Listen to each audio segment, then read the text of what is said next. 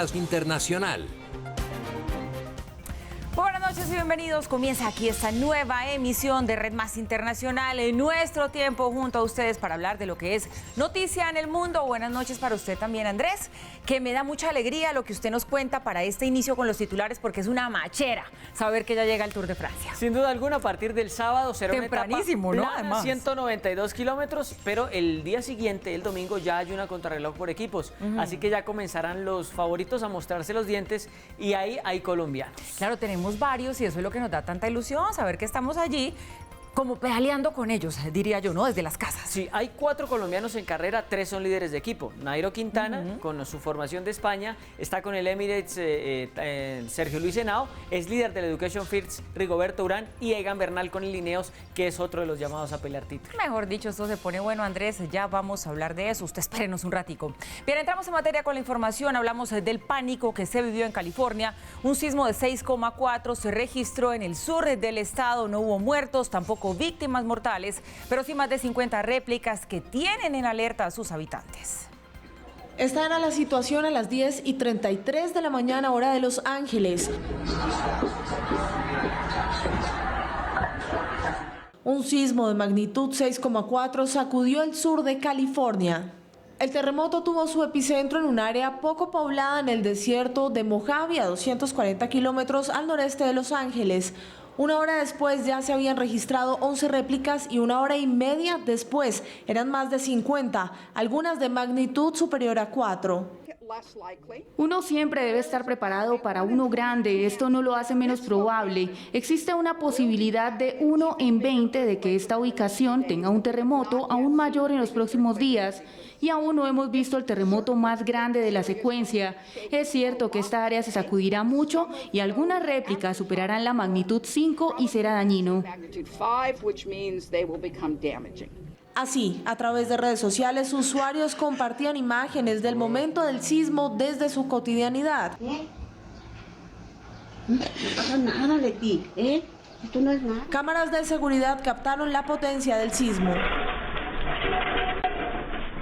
También el pánico entre los habitantes. We had an earthquake. Look at this. Holy shit. La sismóloga Lucy Jones de la Universidad Tecnológica de California en Pasadena descartó que se tratara de la falla de San Andrés, que puede llevar a un gran terremoto en cualquier momento hasta los próximos 100 años. Explicó este sismo y dijo que ha sido el más fuerte registrado en la zona en 20 años. La última vez que tuvimos un terremoto en el sur de California por encima de la magnitud 6 fue en 1999. La década anterior había tenido aproximadamente 8 de magnitud 6, por lo que este ha sido un tiempo extremadamente tranquilo, anormal. A través de su cuenta en Twitter, Donald Trump también se pronunció. He sido totalmente informado sobre el terremoto en el sur de California. Todo está bajo control. El sur de California es una de las zonas sísmicas más activas del mundo, donde hay cientos de sismos, algunos de ellos imperceptibles. Por años, California se ha preparado para el gran terremoto que denominan como The Big One, que sería uno en la falla de San Andrés, tan grande que recorre desde la frontera con México, rodeando la ciudad de Los Ángeles, pasando por San Francisco. Y Estados Unidos celebra su Día de la Independencia en medio de polémicas por el majestuoso despliegue militar organizado por Donald Trump, quien además rompió el protocolo con un discurso llamado Saludo a América. El espectáculo de una sola vez en la vida es así como Donald Trump aseguró que sería este Día de la Independencia de Estados Unidos. Inició con desfiles por la avenida Constitución y culmina con los clásicos fuegos artificiales en la noche. Una fecha que Trump eligió para dar un discurso rompiendo el protocolo que denominó Saludo a Estados Unidos en honor a las Fuerzas Armadas desde el Lincoln Memorial. Han pasado casi 7 décadas desde que un presidente ofrece un discurso en el Día de Independencia. Hello, America. Hello.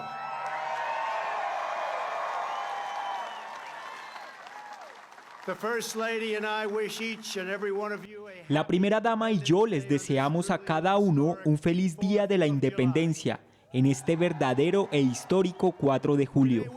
Venimos juntos como una nación. Con este muy especial saludo a América celebramos nuestra historia y a los héroes que defendieron nuestra bandera y a los valientes hombres y mujeres del ejército de los Estados Unidos.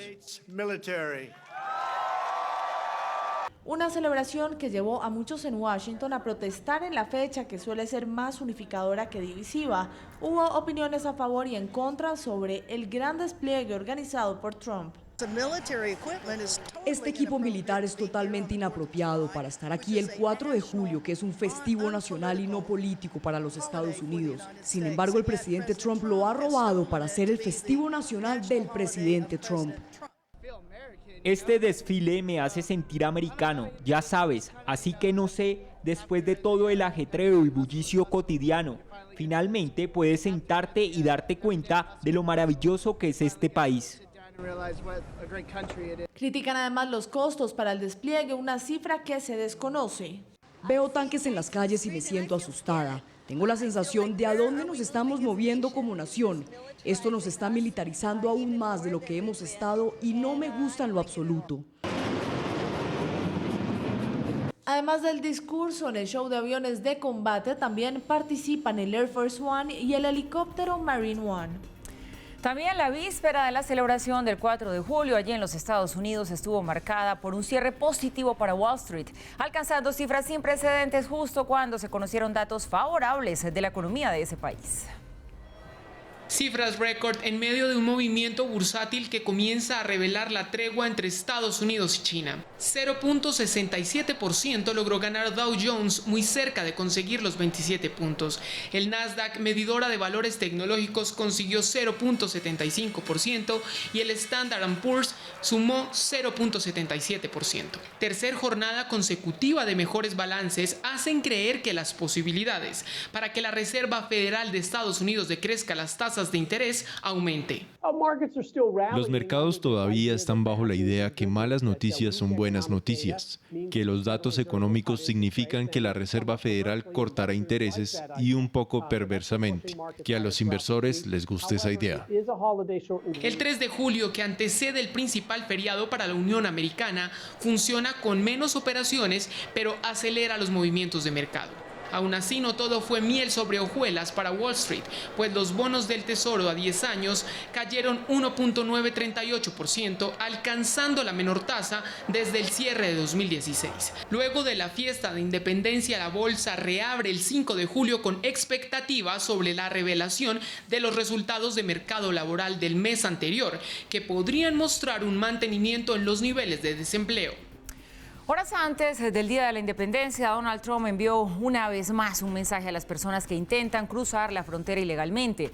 Además, respondió al informe que cuestiona la manera como permanecen recluidos los inmigrantes indocumentados en los centros de detención. Si los inmigrantes indocumentados están descontentos con las condiciones de los centros de detención rápidamente construidos y adaptados, díganles simplemente que no vengan y problema resuelto. Así respondió Trump a la polémica alrededor de los centros de detención y el estado en el que permanecen los detenidos. Ahora, si realmente quieren solucionar la crisis en la frontera sur, tanto humanitaria como de otra índole, díganle a los inmigrantes que no ingresen a nuestro país, a menos que estén dispuestos a hacerlo legalmente y con suerte a través de un sistema basado en méritos. De esta manera no tendríamos problemas. Han sido muchas las quejas de los indocumentados que permanecen enfermos y para esto el mandatario tuvo también una respuesta. Nuestros agentes de la patrulla fronteriza no son trabajadores de hospital, doctores o enfermeras. El lunes, un grupo de congresistas demócratas visitó 2 albergues y denunciaron peligrosos hacinamientos en las celdas sin agua potable, incluso que los inmigrantes han tenido que tomar agua del inodoro, además de la falta de acceso a medicamentos y restricciones para bañarse en más de 2 semanas. Previo a la celebración del 4 de julio se incendió una tienda de fuegos artificiales en Carolina del Sur. Así inició la explosión que despertó a los residentes a las 6 de la mañana iluminando el cielo, pero que no era parte de un show del Día de la Independencia. De inmediato varias unidades de bomberos se movilizaron a atender la conflagración en esta tienda de pirotecnia. Después de 45 minutos, bomberos lograron controlar el fuego que no dejó heridos ni víctimas mortales. Investigan por qué se dio esta explosión. Bueno, y entre tanto, 45,000 barriles de whisky se quemaron durante un gran incendio. Esto fue en Kentucky. Un rayo habría ocasionado la conflagración. La marca Jim Beam tenía su Bourbon en pleno proceso de añejamiento. Según los primeros informes, la caída de un rayo terminó en llamas. Un incendio que podría costarle a la empresa entre 90 y 300 millones de dólares. No hubo heridos ni víctimas mortales, aunque las autoridades sí manifestaron su preocupación que el incendio de esa gran cantidad de bourbon pueda llegar a envenenar las aguas de un río cercano. Según el Gabinete de Energía y Entorno de Kentucky, podría ocasionar un cero impacto a la vida acuática. Y cambiamos ahora de tema porque la alta comisionada de la ONU para los Derechos Humanos, Michelle Bachelet, reveló un informe en el que denunció graves violaciones a los derechos humanos cometidas presuntamente por el régimen de Nicolás Maduro en Venezuela.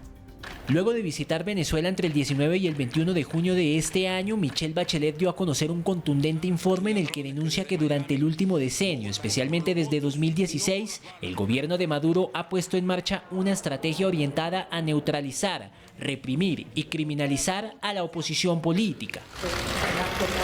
Bienvenida. Qué bueno verte. Bachelet advirtió que entre enero y mayo de este año han muerto 66 personas durante las protestas, de las cuales 52 son atribuibles a las fuerzas de seguridad del gobierno o a los denominados colectivos chavistas.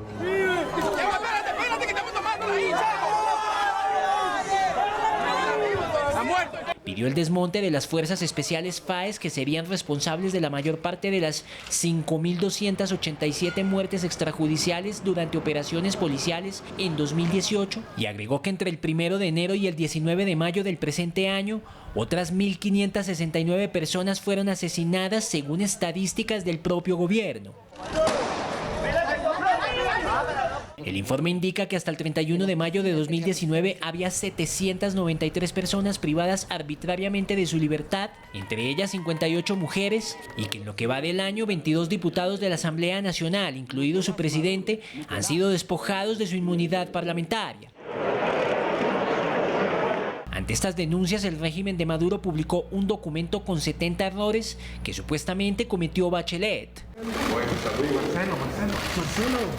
El informe presenta una visión selectiva y abiertamente parcializada sobre la verdadera situación de derechos humanos de la República Bolivariana de Venezuela. No es objetivo ni imparcial un análisis donde se privilegien al extremo los señalamientos negativos e invisibilice o minimice los avances y medidas adoptadas en materia de derechos humanos. El informe recomienda otorgar libertad a todas las personas detenidas por motivos políticos. Esta recomendación resulta inaplicable y por tanto equivocada, pues en Venezuela no existen personas detenidas por tal condición.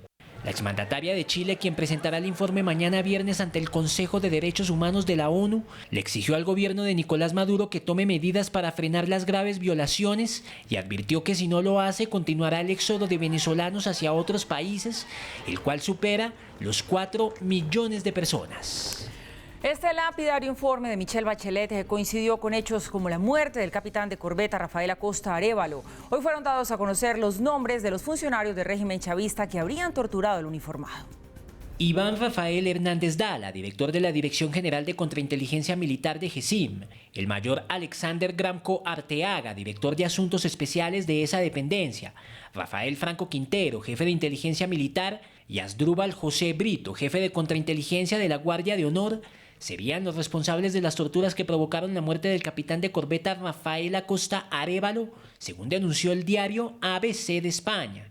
El régimen ha insistido en negar su responsabilidad en el fallecimiento del uniformado, ocurrida el pasado 29 de junio. Que se actúe, se detenga a los responsables y que asuman su responsabilidad ante el país y ante el mundo. Pero la revolución bolivariana rechaza absolutamente cualquier acto de tortura o del maltrato que se haga a un ciudadano detenido. Ahora, eso no nos va a nosotros, se los digo escuálido, no nos va a amedrentar los ataques que ustedes tengan. Nosotros sabemos perfectamente que aquí quien ha defendido los derechos humanos es el comandante Chávez, la revolución bolivariana, y el hermano presidente Nicolás Maduro. Diosdado Cabello también acusó a los diputados opositores Delsa Solórzano y Renzo Prieto de planear un atentado en contra del protector de Táchira designado por el régimen, Freddy Bernal. Los señalados desmintieron este jueves la acusación. Totalmente falso, o sea, otra mentira de lo cual él está diciendo y dijo en su programucho. Lo importante, el cadáver de Acosta Arévalo no ha sido entregado hoy. Fiscal Tercera Nacional, basta de burlas con la familia, basta.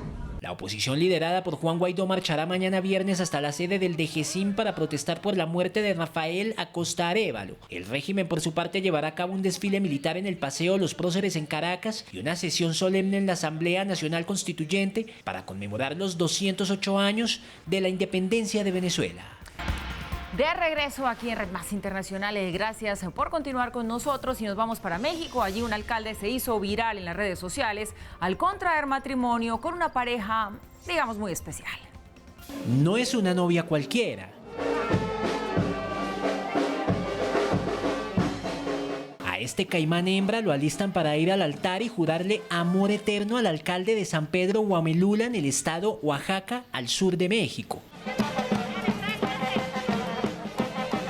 La ceremonia es parte de una antigua tradición para asegurar buenas cosechas. Para pedirle a Dios de que nos dé suficiente unidad, suficiente fuerzas de vida, germinación de la semilla, el alimento en abundancia, los ríos con suficientes agua, comida. La feliz pareja selló su matrimonio con el que esperan traer prosperidad a la región. Eso sí, y como en las bodas tradicionales, la novia tenía que ser entregada por su madrina. Me siento muy feliz y contenta por este día que ha llegado para entregar a mi hijada con el presidente. En tiempos prehispánicos, los chontales y los huaves, dos pueblos indígenas, se enfrentaron en Oaxaca y vivieron en conflicto hasta que la hija del rey huave y el hijo del rey chontal se enamoraron y se casaron. Las creencias locales dicen que los huaves podrían convertirse en cualquier animal, por lo que decidieron que la princesa se presentara en forma de lagarto para sellar la paz. Desde entonces, el ritual reptiliano es celebrado cada año durante las fiestas patronales del pueblo. Bueno, estas son las costumbres. En este caso, eso sí, podríamos decir que el alcalde tiene una pareja un poco agresiva, mejor que no la haga enojar. Y el presidente de Rusia, Vladimir Putin, viajó al Vaticano para reunirse con el Papa Francisco. La situación con Ucrania, lo que sucede en Siria, fueron los temas centrales del encuentro. Esta es la tercera vez que el presidente ruso Vladimir Putin tiene un encuentro con el máximo jerarca de la Iglesia Católica, el Papa Francisco. Su primer encuentro fue en el año 2013, pocos meses después de que el cónclave escogiera a Jorge Mario Bergoglio como sumo pontífice. El segundo, con un tinte más político, tuvo lugar en 2015 y estuvo centrado en la situación entre Rusia y Ucrania tras la disputa militar por la península de Crimea. Hoy, en un viaje relámpago, el presidente ruso mantuvo la tercera reunión con el Papa Francisco antes de reunirse con el gobierno italiano, en donde espera reactivar las relaciones entre ambos países, considerando a Italia uno de sus más fuertes aliados de Occidente. Pero al igual que en 2013 y 2015, Vladimir Putin volvió a llegar tarde a la cita en el Vaticano. Luego de 50 minutos de espera, el Papa Francisco le dio la bienvenida. Una vez más, la situación entre Rusia y Ucrania volvió a ser tema central del encuentro privado entre Francisco y Putin, en el que el Papa le pidió un esfuerzo sincero por la paz en Ucrania. Por más fugaz que fue la visita de Putin, no escapó de protestas en su contra a las afueras de la Santa Sede.